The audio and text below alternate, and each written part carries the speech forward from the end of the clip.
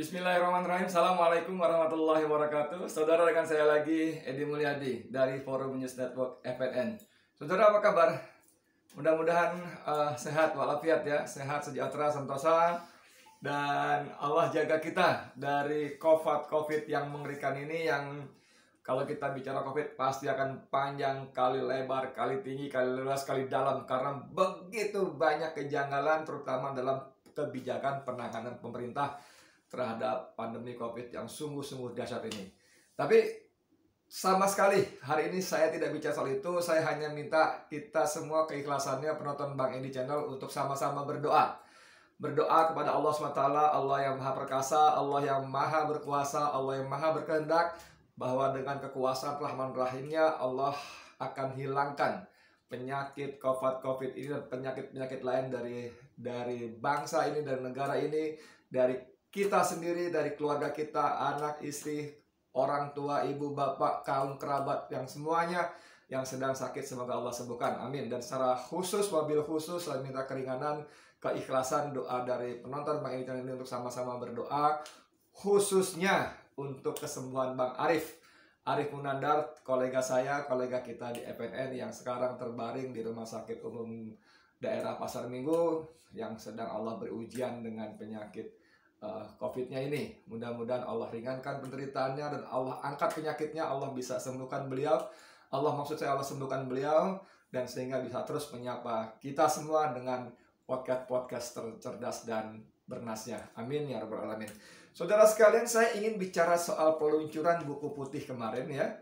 Hari Rabu maksud saya, buku putih pelanggaran HAM berat, pembunuhan 6 pengawal HRS. Ini buku putih diterbitkan oleh TP3, Tim Pengawal Peristiwa Pembunuhan 6 Laskar FPI. Saudara sekalian, dalam pembukaannya tokoh kita Pak Amin Rais memberikan sambutan yang kemudian dijadikan bahan pemberitaan oleh banyak media massa kita, baik yang cetak, elektronik, dan sebagainya, termasuk terutama barangkali malahan dari media-media online-nya.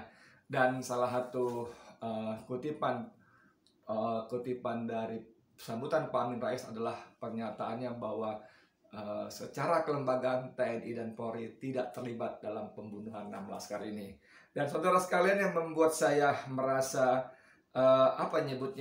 miris sekaligus prihatin, bagaimana seorang Menko Polhukam bergelar Profesor Doktor Hukum ya, itu langsung menyambar ucapan Pak Amin dengan kesimpulan yang sungguh-sungguh sangat sumir dan ngawur. Bahkan untuk seorang pejabat posisi Menko Polhukam, kesimpulannya sungguh-sungguh sangat berbahaya. Saya bacakan saja dari akun Twitternya. Terima kasih Pak Amin atas sportivitasnya mengumumkan temuan TP3 tentang terbunuhnya 6 laskar FPI, bahwa tidak ada keterlibatan TNI Polri. Artinya peristiwa bukan pelanggaran HAM berat, melainkan kejahatan biasa. Pelanggaran HAM berat itu melibatkan aparat secara terstruktur dan sistematis. Ini akun Twitternya. Ya, dia menampilkan potongan berita dengan foto Pak Amin Rais. Jadi saudara sekalian, kenapa saya katakan orang ini sungguh-sungguh sangat ngawur dan sembrono? Karena gini, karena sebelum buku ini kami luncurkan, saya mohon maaf, saya mengatakan kami karena saya Edi Mulyadi bagian dari anggota TP3 ya, Tim Pengawal Peristiwa Pembunuhan. Sebelum diluncurkan, buku ini sudah kami kirimkan kepada Mahfud MD. Karena apa? Karena surat kami TP3 untuk beraudiensi kepada Presiden Jokowi untuk menyampaikan buku ini secara langsung sebagai bukti tanggung jawab kami yang akan memberikan temuan-temuan dan data-data yang sama sekali berbeda dengan temuan yang dilaporkan oleh Komnas HAM.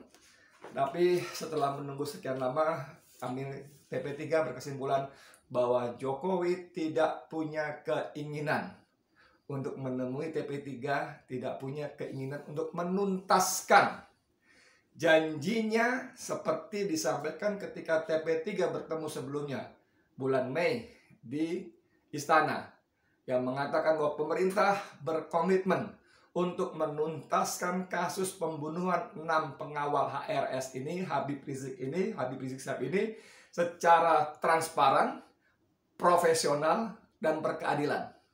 Jadi janji yang kami catat dan dikutip oleh banyak sekali media, Jokowi mengatakan akan menyelesaikan kasus ini secara transparan, profesional, dan berkeadilan. Dan itu akhirnya kami simpulkan Jokowi sudah berubah sikap. Indikator paling gampang adalah tidak mau menemui kami untuk menyerahkan. Jadi kami minta waktu ketemu Jokowi bukan untuk ngopi-ngopi, apalagi sekedar selfie cekrak-cekrak seperti biasa dilakukan. No, kita nggak ada urusan soal begitu. Terlalu remeh-temeh walaupun selfie dengan seorang presiden yang menurut versi BEM UI adalah the king of lip service, raja pembual. Kemudian banyak lagi pihak lain dan BEM lain yang juga memberikan gelar yang hampir senada dengan kalimatnya dan mempunyai makna yang sama. Sama sekali bukan untuk ngopi-ngopi apa selfie, tapi TP3 ini tak ketemu untuk menyerahkan ini. Namun sayang akhirnya Presiden Jokowi memerintahkan kepada Menko Polhukam Mahfud MD untuk menerima TP3 untuk menyerahkan buku ini. Dan seperti kita tahu sampai akhirnya pun Mahfud MD tak kunjung menerima kami, menjadwalkan untuk ketemu kami, dan waktu itu kita sudah kirim surat berdasarkan surat dari Sekretaris Menko Polhukam bahwa kita kirim surat minta segera diterima. Dan ketika kirim surat kita kirimkan 3 eksemplar buku ini. Yang kita harap. Nah, buku sepenting ini, mohon maaf kalau TP3 merasa ini penting bukan karena GR, tapi memang buku sepenting ini yang berisi temuan, analisis, dan kajian-kajian terhadap fakta-fakta yang ada, terhadap sumber-sumber yang ada, menunjukkan bahwa telah terjadi pelanggaran HAM berat yang dilakukan oleh aparatur negara. Itu ternyata sama sekali tidak dibaca oleh Mahfud MD. Sesuai dengan bidang tugasnya sebagai Menko Polhukam, sebagai orang yang ditunjuk langsung oleh Jokowi, oleh bosnya, atasannya untuk menerima TP3. Dan itu tidak dibaca. Kenapa tidak dibaca? Buktinya adalah tadi. Ketika dia mengatakan dalam Twitternya, tidak terjadi pelanggaran berat. Bagaimana mungkin tidak terjadi pelanggaran berat kalau di halaman 16 dan bab pertama halaman 16 jelas-jelas disebut. Ini saya sebut di halaman 16, jadi tidak terlalu jauh di halaman sekian ratus. Buku ini tebalnya 352 halaman ya. 352 halaman, dan di halaman 16 halaman awal disebutkan di paragraf terakhir, buku ini memberikan arahan yang jelas bahwa telah terjadi pelanggaran HAM berat. Informasi dan kajian dipaparkan pada buku ini dapat dijadikan dasar bagi Komnas HAM untuk segera melakukan penyelidikan pro justisia yang sebenarnya belum pernah dilakukan. Saudara, ini jelas-jelas, mohon maaf, mungkin tidak terbaca juga, tapi saya hanya ingin menunjukkan bahwa di paragraf ini, jelas-jelas buku putih menyebutkan telah terjadi pelanggaran HAM berat di paragraf ini.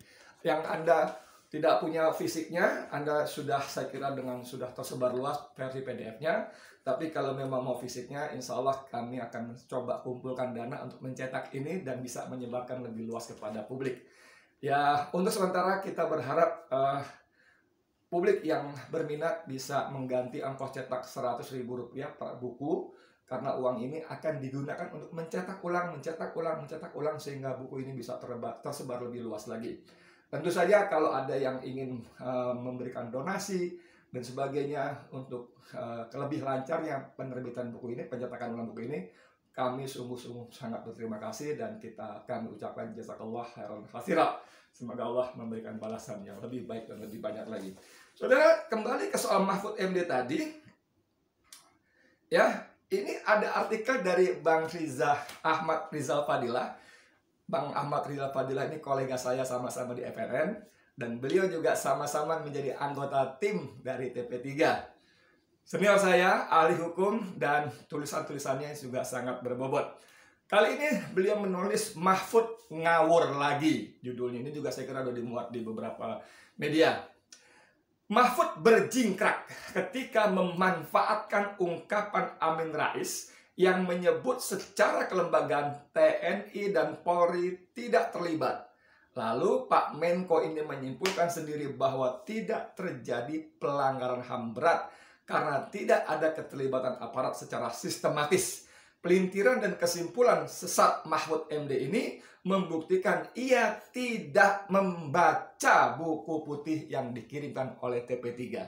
Jadi kalau Bang Ahmad Rizal Fadilah menyimpulkan bahwa Mahfud tidak membaca buku TP3 yang kami kirimkan itu, saya justru bukan cuma itu, Bang Rizal. Saya berpendapat bahwa kesimpulan Mahfud ini satu, menunjukkan kualitas keprofesoran dia. Sorry Om Mahfud, saya tidak personal, saya melihat Anda secara kemampuan akademis, ya. Anda profesor gelar tertinggi di kepangkatan tertinggi di kampus. Itu orang-orang yang sangat terpilih, walaupun kemudian ada juga profesor kehormatan yang menjadi bahan ledekan sana sini, ya. Tapi profesor yang diraih itu adalah orang-orang terpilih. Kemudian pada posisi Anda sebagai ahli hukum tata negara, ini buku betul-betul sangat penting, terutama Anda sebagai Menko Polhukam. Ini sungguh-sungguh sangat penting karena menyangkut nasib nyawa 6 anak bangsa warga negara Indonesia yang direnggut secara paksa, dibunuh oleh aparatur negara, dan Anda dengan entengnya menyimpulkan tidak ada pelanggaran HAM. Boro-boro berat, tidak ada pelanggaran HAM, hanya mengatakan kejahatan biasa. Sungguh-sungguh ini kesimpulan yang menurut saya satu, sangat memiriskan, memprihatinkan, dan membuat geram serta marah. Seorang profesor, seorang Menko Polhukam membuat kesimpulan yang bukan cuma ngawur, tapi sungguh sangat berbahaya. Saya katakan berbahaya karena jabatan Anda sebagai Menko Polhukam ini kesimpulan yang sangat berbahaya sekali. TP3 dipimpin oleh M. Amin Rais dan buku putih yang dihasilkan TP3 secara kolektif berjudul Pelanggaran HAM Berat, Pembunuhan 6 Pengawal HRS. Jangankan baca halaman 16, apalagi seluruh halaman. Baca judulnya saja tidak sepertinya. Bayangkan, ini jelas tertulis huruf merah, pelanggaran HAM berat Mahfud MD. Ini judulnya pelanggaran HAM berat. Bagaimana mungkin kami TP3 membuat buku dengan judul pelanggaran HAM berat, tapi tidak dengan menyimpulkan tidak terjadi pelanggaran HAM, apalagi pakai berat. Ini kan sesuatu yang mengerikan sekali. Kecuali Anda seperti bos Anda sendiri, seperti yang cuma hobinya baca Shinchan, buku Doraemon, ya. Saya maklum deh kalau Anda sekelasnya bos Anda, Presiden Jokowi, yang dengan jujur kepada publik mengatakan tidak suka saya baca buku politik yang tebal-tebal, buku baca Shinchan, Doraemon, kan begitu dia bilang. Kecuali bacaan Anda seperti itu, saya maklum. Tapi itu pun sungguh sangat memprihatinkan. Karena judulnya jelas-jelas. Pelanggaran HAM berat. Masya Allah. Saya mesti ngomong apa lagi? Pelanggaran HAM berat. Saya mesti ulang berapa kali lagi, Pak Mahfud MD. Pelanggaran HAM berat. Pelanggaran HAM berat. Masya Allah. Astagfirullahaladzim. Isi buku mengurai dan mengungkapkan fakta-fakta bahwa pembunuhan 6 pengawal HRS dilakukan secara sistematis dalam 3 tahap, yaitu sebelum pembunuhan, saat penyiksaan dan penembakan, serta pasca pembunuhan. Ini sistematis dan melibatkan institusi. Ini melibatkan petinggi polisi, minimal kita bisa sebut Kapolda Metro Jaya Fadil Imran, melibatkan institusi TNI, minimal kita bisa sebut Pangdam Jaya Dudung Abdurrahman. Mereka hadir bersama-sama dalam press conference yang diselenggarakan oleh Fadil Imran, dan dengan penuh keyakinan percaya diri Fadil mengatakan 6 anak muda itu dibunuh, ditembak mati oleh aparat kepolisian. Kemudian disebut-sebut juga dalam buku ini banyak sekali komunikasi para petinggi BIN, Badan Intelijen Negara, dari Kabinda Jateng, Kabinda Jatim, kepada Deputi sekian BIN, kepada Wakil Kepala BIN, pada Kepala BIN. Semua ditulis di sini, dicantumkan. Ini buku benar-benar dasar, saudara. Mohon maaf kalau TP3 merasa GR, tapi ini bukan GR, ini betul-betul dasar. Oke? Kemudian perbuatan jahat sistematis ini menjadi dasar terjadinya pelanggaran HAM berat. Seluruh anggota TP3 tidak sedikit pun meragukan keyakinan M. Amin Rais bahwa pembunuhan yang dilakukan oleh aparat itu adalah sebuah pelanggaran HAM berat karena dilakukan secara sistematis dan cara yang biadab dan di luar batas kemanusiaan. Kategorinya adalah crime against humanity, kejahatan terhadap kemanusiaan. Ya, seluruh anggota TP3 termasuk Amin Rais telah meneliti dan mendalami fakta yang terjadi bahwa perbuatan jahat aparat yang membunuh 6 pengawal HRS dilakukan oleh banyak pihak dan institusi negara. Ada BIN, Badan Intelijen Negara, ada Polri dan ada TNI. Hanya porsi masing-masing perlu pengusutan lebih jauh dan prosesnya melalui pengadilan HAM. Pembunuhan ini berkaitan dengan peran dan skenario kepentingan elit politik dalam memberangus Habib Rizik Syihab. Ini bukan rahasia, ini tidak sesuatu yang amazing, yang menakjubkan, yang mengherankan, karena memang fakta-faktanya menyebutkan bahwa ada kepentingan penguasa untuk memberangus, untuk menyelesaikan, menghabisi Habib Rizik sejak mulai beliau berada di Mekah. Semua terpapar di sini, saudara, dalam bab-babnya, ya. Kemudian termasuk pembubaran dan fitnah kepada organisasi FPI. Operasi intelijen adalah jalannya anggota dan pejabat di lingkungan Polri dan TNI menjadi bagian dari skenario politik dalam operasi intelijen tersebut. Ada Godfather yang mengendalikan operasi. Jadi kalau Pak Amin, ada the most important person behind cerita ini. Ada tokoh yang sangat penting, sangat berpengaruh, sangat kuat di balik semua kisah drama yang sangat mengerikan, sungguh memiriskan ini. Siapa? Pak Amin tidak mau menyebutkan, tapi saya menyebutnya you know who lah. Ya. Kalian tahulah siapa yang dimaksud, ya. Disinilah ngawurnya Mahfud MD yang hanya memandang ucapan M. Amin Rais semata, penggalan secara harafiah, bukan kontekstual. Hanya memandang secara sepenggal harfiah, bukan kontekstual. Parsial, bukan komprehensivitas.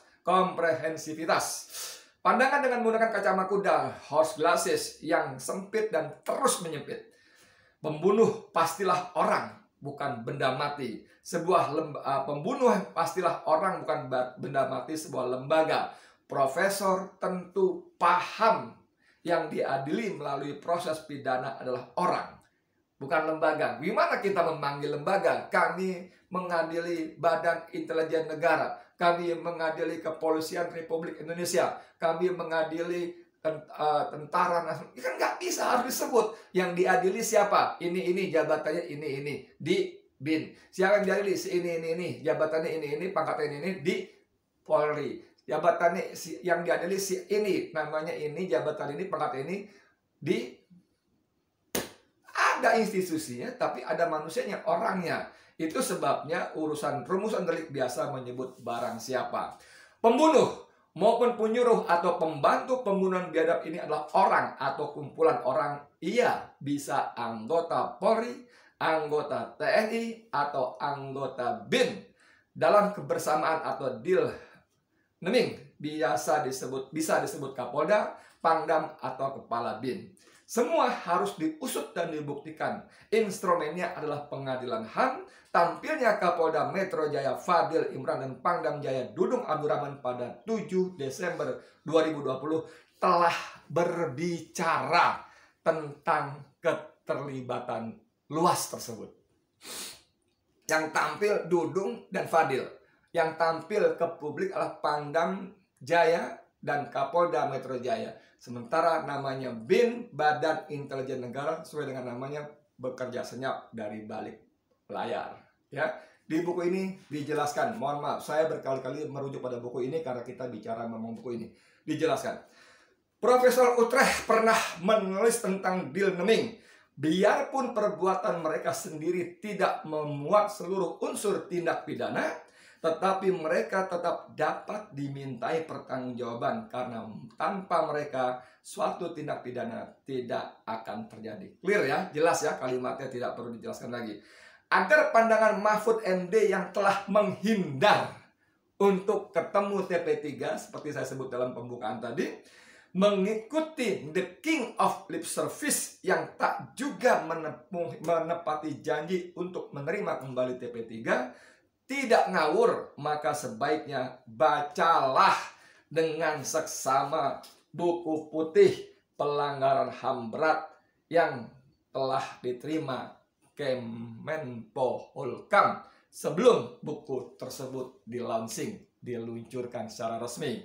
Nah, bos, baca dan bacalah. Bandung, 9 Juli 2021. Saudara sekalian, ini betul-betul memprihatinkan sekali, karena bagaimana mungkin Mahfud bisa mengambil kesimpulan yang sungguh dangkal, sembrono, ugal-ugalan, ngawur, dan berbahaya. Jadi sekali lagi, Pak Mahfud, tolong kalau sampean tidak sempat baca buku ini karena sibuk ngatur macam-macam yang saya nggak tahu apa yang sampean atur, minimal baca judul baca cover buku ini, baca covernya, buku putih pelanggaran HAM berat, pembunuhan 6 pengawal HRS. Dari situ saya yakin sampean tidak akan menulis Twitter seperti tadi, ya, memelintir, memanfaatkan penggalan ucapan Pak Amin Rais dengan sembrono untuk kepentingan kekuasaan dan kepentingan bos sampean. Saya Edi Mulyadi untuk FNN. Assalamualaikum warahmatullahi wabarakatuh.